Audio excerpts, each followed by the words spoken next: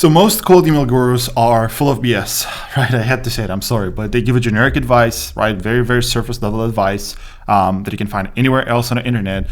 They're not transparent with their results, like they don't actually show you their results. And when you try to put into practice the advice that they give you, if you can even put it together because it's so generic, you don't really get the results. So in this video, I want to break the pattern. I want to do things a little bit different. So I'm going to show you our best performing email campaign so far. I'm going to show you what actually works in today's sophisticated, crowded market where your prospects are receiving 10 cold emails per day from your competitors. So I'm just going to show you transparently the scripts. I'm going to show you the performance, so the metrics, right? The results that we are getting. And I'm also going to give you the principles. I'm going to explain like why this actually works so well, again, in today's sophisticated market. So let me start with proof. I'm going to go in instantly, right? This is what we use.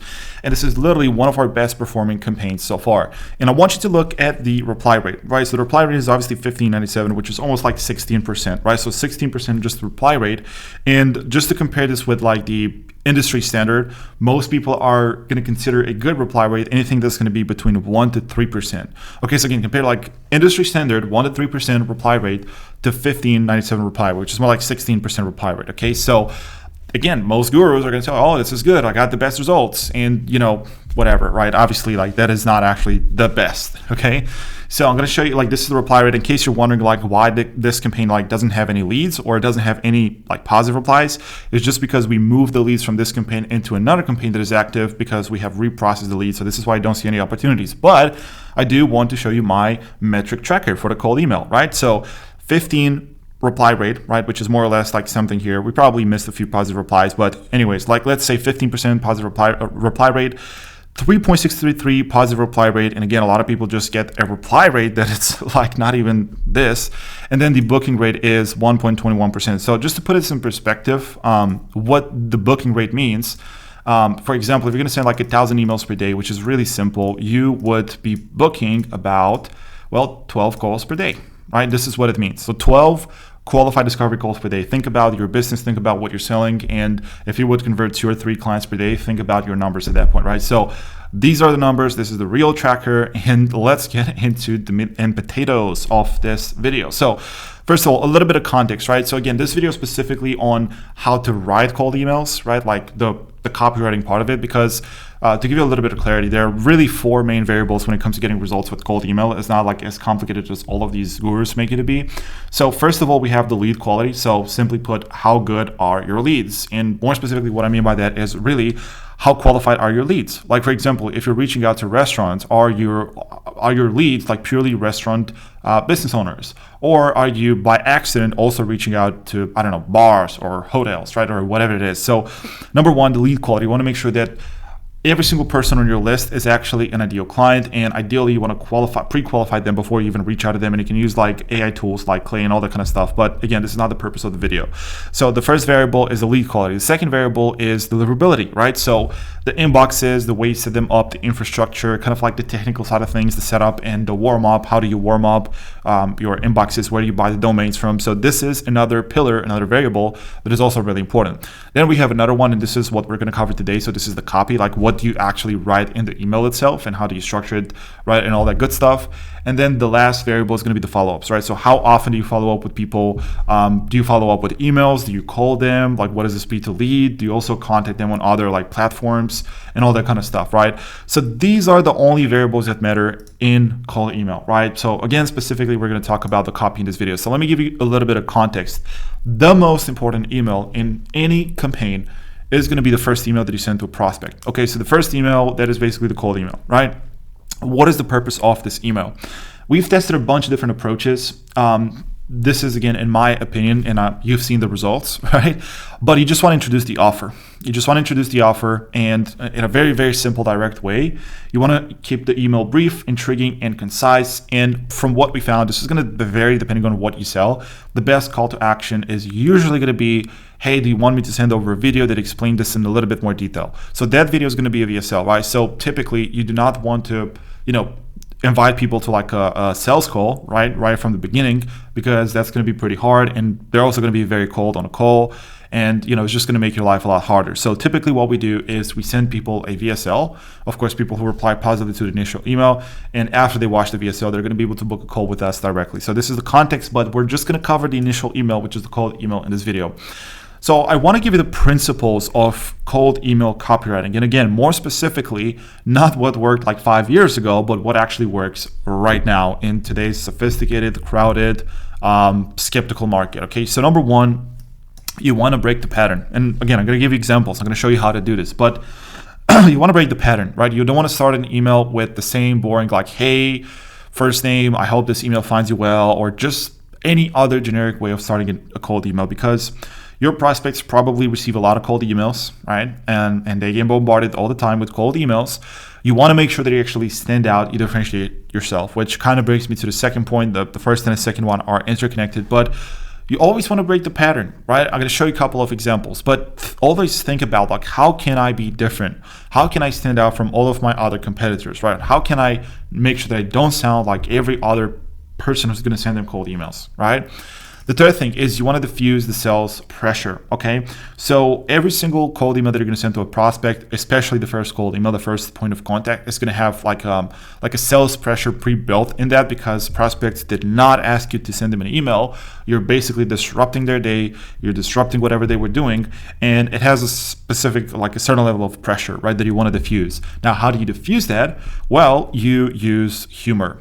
And I'm going to show you how to specifically use humor to diffuse the sales pressure, to get the prospects to open up and to actually be open to having a look at your video and to actually start to trust you, to actually start to see you in a different perspective, right? You're not just all the same. And then the fourth thing is ideally emotionally connect with the prospect. Now, this is a little bit more advanced, and I'm going to show you exactly what I mean by that. But again, all the gurus don't talk about this, so this is like a little bit more advanced, and I'm going to show you some examples. But these are the 4 use of cold email copywriting. So let me give you the structure. The structure of the cold email is really simple. You don't need to overcomplicate it. So number one, of course, we have the subject line, because you do have to send a subject line, right? And I'm not going to talk a lot about the subject line, because honestly, like if you just use something simple like for first name, or first name just as simple as that, or first name question mark, that is going to be good enough. Okay, that is going to be good enough. So the best subject lines that we have ever used literally have been like for first name. Do not use anything like question for first name or idea for first name, because those are the most overused subject lines in cold email. If you just want to be another like annoying person that reaches out to your prospects with a cold email, sure, use a question for cold email for first name. But if you actually want to stand out, then use something different and something really simple for first name question mark, or just first name. So let's talk about the cold email body. This is going to be about the personalized. So we have 3 components, right? So number one, the personalized line. So you need to personalize the cold email. Then you're going to have the heart, which is really your offer. And then you're also going to have the call to action, right? Which is the call to action. What is the next step that you invite your prospect to take, right? So these are the only 3 components of a cold email. And of course, in between, we have some other micro variables, but let me show you some examples, right? The first cold email. So if you see this little weird thing right here, this is basically a spin tax. So I'm not going to get into it in this video, but it's basically like rotates the words that are being used in a cold email, just so that your cold emails don't look all the same, because then you're going to get like into trouble and all that kind of stuff. So you need to use spin tax in your cold email. But hey, howdy, first name, right? Super simple, right? Greeting, first name.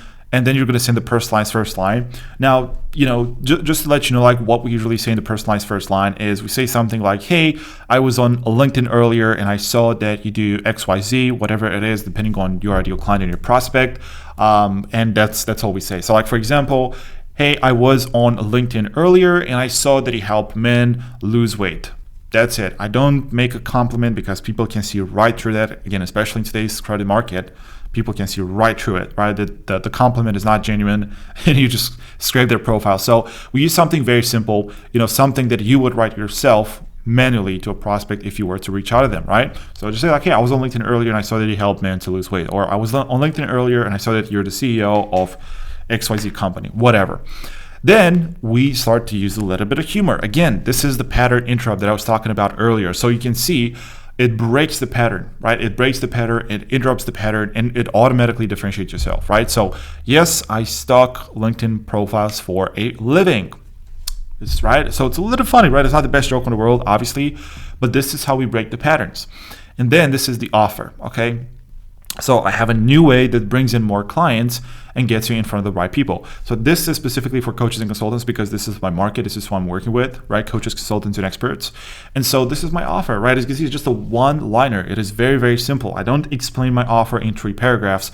You need to explain your offer in one single, simple sentence. If you cannot do that, you are in trouble, my friend. So I have a new way. I'm not going to get into like the specifics of the offer because your offer might be different, but it's a new way, right? It's something maybe that they haven't seen before, something exciting, something new, right? This is what really people are looking for. Brings in more clients. So this, like number one, this is what coaches and consultants want. Most of them, they want to get more clients. And this is what I help them with when it comes to my offer. And brings kind of implies that the system is going to do the work for them. So it implies ease, right? It implies, okay, this is going to actually be easy. You're not going to have to put a lot of work into this, but it implies that indirectly, right? This is the thing about this. Brings in more clients and gets you, right? Again, gets, right? Again, this word right here, gets you in front of the right people. The S at the end kind of implies indirectly that this is going to do the work for you, brings you in front of the right people. And this is literally a phrase that every single coach consultant out there who is struggling with getting clients is going to say, oh, I'm not getting in front of the right people. So I'm using their words. I'm not using my words. I'm using their words. And I'm essentially describing the problem that they have from their perspective with their own words. This is what makes a great offer and a very good cold email. And then, okay, if I send a 2-minute video explaining how it works. So this is basically the VSL, right? Our VSL is very short to the point, 2 minutes. And so this is the call to action, right? I don't use a call to action where I invite him to book a call or to do anything like that because, again, I want to make a small ask and I'm going to let the VSL do the heavy lifting. It's going to pre-educate them. It's going to pre-filter, pre-qualify, and all that good stuff. So it's going to make my life a lot easier when I'm actually going to take the call itself, right? So again, we don't do straight cold email to call. We do cold email to VSL. So this is the call to action. As you can see, it is so simple. I'm not saying minute, I say min, video explaining how it works. And, I'm just making economy of words. So as you can see, this is a very, very short cold email. And the rule of thumb is the shorter the cold email is, the better it is. Because again, in today's very, very crowded market and very busy world, your prospects are not going to take the time to actually read your whole cold email if it is too long. And even this, I would say, is at the limit. Ideally, you want to make it even shorter than this. So typically, if your cold email is in total, including the personalized line, if it's in total like between 70 to 90 words, then you are in a good spot. But if it's anything that's more than 90 words, then you are in trouble, right? Because it's less likely that your prospects are actually going to read the cold email, which is obviously not what you want. And then here we use something else. So no worries if not. This gives your prospects a way out. So essentially, it doesn't just say like, okay, well, do you want me to send over the video? Because this pretty much gives them only one option. Hey, do you want me to send over the video? Which is not good. Now, obviously, they can tell you to F off. They have other options, but people don't want to be forced. Like, they want to have freedom. They want to have the freedom to choose whatever they want. So by me, this is subtle. But because I'm giving them a way out of this, I'm giving them another option. This is what people really like, right? So no worries if not. Like, I'm just telling you, hey, you can say no. It's fine, right? It's completely fine if you say no. So again, it's kind of like giving them a way out. And then we use humor once again. I'll sit and nervously wait for a reply, just like I did on my first date. Fingers crossed, right? So again, is this the best joke on earth? No. It is silly, right? It is silly, and my only goal is to get the prospect to chuckle, to laugh a little bit. Now, why do I do that? I don't do that because I'm trying to amuse them. I'm not doing that because I'm trying to be a clown. I'm doing this because if they read my message, they're going to laugh a little bit. They're going to chuckle. What this does is in their brain, it releases dopamine. What does that mean? What dopamine gets people to actually relax, to actually feel good. And they're going to associate that feeling, like them feeling good, they're going to associate that with you and your cold email. And guess what? This means that it's much more likely that they're actually going to reply positively. And again, besides this, like it allows you to connect with them also because you're using self-deprecating humor. So if I'm using like self-deprecating humor, it opens up basically like the emotional connection. So it allows me to emotionally connect with my prospect. Something else that I could say, for example, like if I was going bold, I could have said like, hey, I hope you're not going to laugh at my receding hairline, right? Probably I wouldn't say this in here or whatever. I need to connect it with the rest of the email. But you see, like me saying, for example, or perhaps you didn't like my receding hairline. This, again, I'm being vulnerable with a prospect. I'm opening myself up to them, and this makes them themselves actually mirror my behavior. And actually, it makes them more likely to open themselves up to me. So again, we're talking about very, very subtle things which do actually better in cold email. So again, we use humor to actually stand out, to actually differentiate ourselves. Okay, again, not to be the class clown, but to help the prospect to actually chuckle, to laugh a little bit, right? This releases, again, dopamine in their brain, and dopamine makes them feel good. It makes them relax, right? It diffuses the sales pressure of the cold email, but they also associate that good feeling with your cold email, right? So this is what connects your prospect to you. This is what's gonna increase your positive replies by a ton, right? This is people enjoy. And if you're thinking like, oh no, my prospects wouldn't respond to this. Well, look, even if you are targeting like CEOs of Fortune 500 companies, do you really think that they receive fun emails? Do you really think when they go to their inbox is full of funny, well-written emails? Do you really think that? No, like their life is probably going to be pretty boring. Like they're going to have a lot of problems that they need to solve. They're going to have a lot of people that rely on them. They're going to have a lot of serious emails, and everyone is going to treat them seriously. Not that you're making fun of your prospects, right? But like everyone is going to be super serious and super rigid, right? Because, oh my gosh, they're the CEO. But if you're going to use humor, this is how you actually stand out, right? This is how you actually differentiate yourself, right? You're like, you have color, right? You're like a red X in a sea of, whatever, white circles, right? So this is how you stand out. So this is an example. I'm going to give you another example, right? So again, same spin text, like really simple greeting. You don't know me. Hi, I'm Gabriel. Again, this is a little bit of humor. I'm starting with humor. I'm breaking the pattern. Very simple. Again, it's not the best joke in the world, but I'm just breaking the pattern. I'm using humor to get them to chuckle, to laugh a little bit, release dopamine in their brain, and all of a sudden they're going to start to like me a little bit more, okay? I stalked your LinkedIn profile at 2 a.m. in this half asleep state, and I'm reading about how you personalize first line, right? About how you help women to lose weight, about how you are the CEO of this plumbing company in XYZ, right? So something personalized to show them, hey, I've actually taken the time to research you. I'm not just blasting this email to 20,000 other people, even though you might be doing this, right? But you need to personalize your cold email. So this is the personalized first line. Now, coincidentally or not, again, I'm using a lot of humor. I help coaching consultants like yourself to bring in more clients and get in front of the right people, right? So the offer is pretty much the same. And again, if you cannot explain your offer clearly in a very, very simple manner in one sentence, then you need to rethink your offer, because prospects are not going to give you the time. It's just not going to land. You need to be able to explain your offer in one sentence. Like, hey, I help people lose weight. I help blank do blank. You need to be able to explain it simply like that. I'm not even sure if this would be relevant to you. So why am I saying this right here? I'm saying this because I'm not making assumptions. People hate when you're making assumptions about them. Like, think about yourself, right? Let's just say, okay, well, you are a very healthy person, right? You go to the gym, you're dieting and all that kind of stuff, and maybe you would like to be a little bit more in shape. Like maybe you want to put on a little bit more muscle. But if someone, like let's say that you're in decent shape, let's say that someone sent you a cold email and told you, hey, I help people like yourself to lose weight, and I have a new process that helps you do that. Want me to send it over? Well, you're going to get triggered because, well, hold on. Who said that I actually need your service? Who said that I need to lose weight?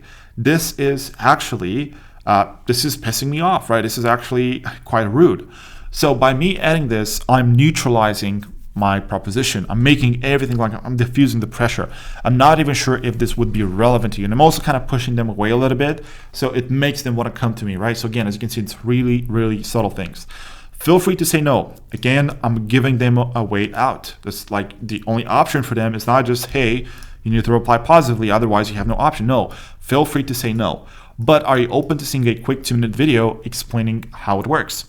Awaiting your angry reply. Again, a lot of humor. Back to using spying LinkedIn profiles. Now, this email is a little bit long. Honestly, I would shorten it a little bit right now. We still got amazing results with it. Still like something that it's actually proven, but you do ideally want to make it a little bit shorter. Okay, so this is not an example of an email. So that's pretty much it, right? Again, like you can just stop the video and probably you can just steal this template because it already works. So it's been proven, and like I've shown you the results, right? These are the results that we've been getting with these scripts right here. So, you know, that's pretty much it. If you enjoyed the video, smash the like button, and YouTube is going to show you more videos like this one. If you didn't like it, leave a nasty comment in the section down below. Just joking. Don't do that. And subscribe to this channel if you want to see more videos like this one. And hey, if you're a coach, consultant, or you're an expert, right? I have a link down below that explains how my crazy offer works. You might like it. It's pretty interesting and it's based on results. So yeah, if you want to check it out, check the link in the description down below, and I'm just going to see you in the next video.